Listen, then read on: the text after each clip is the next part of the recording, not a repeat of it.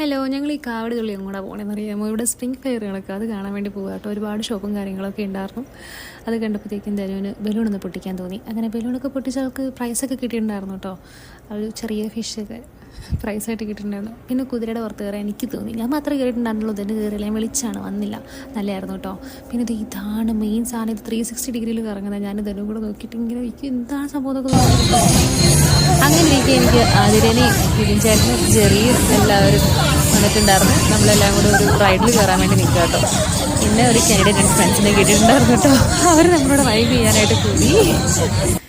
പിന്നെ ഞങ്ങൾ ഈ റൈഡിലാണ് കയറിയത്. നല്ല രസമായിരുന്നു കേട്ടോ. ഇത് ക്ലോക്ക് വൈസ് ആയിട്ടും ആൻറ്റി ക്ലോക്ക് വൈസ് ആയിട്ടും ഇങ്ങനെ കറങ്ങുന്നുണ്ടായിരുന്നു. നന്നായിട്ട് കറങ്ങുന്ന ഒരു സംഭവം. നല്ല റൈഡാണ്, പുതിയൊരു റൈഡാണ് കേട്ടോ. ആദ്യമായിട്ടാണ് ഞാൻ എക്സ്പീരിയൻസ് ചെയ്തത്. കൊള്ളായിരുന്നു. നമ്മുടെ നാട്ടിലൊന്നും ഇത് ഞങ്ങൾ കണ്ടിട്ടില്ല. എല്ലാം കഴിഞ്ഞ് ഞങ്ങൾ ടയർഡായിട്ട് ഇറങ്ങി. പിന്നെ ഈ ഊഞ്ഞാലും കൂടെ കയറിയപ്പോഴത്തേക്കും സംതൃപ്തിയായി. എത്രയുള്ളൂ. Tata bye.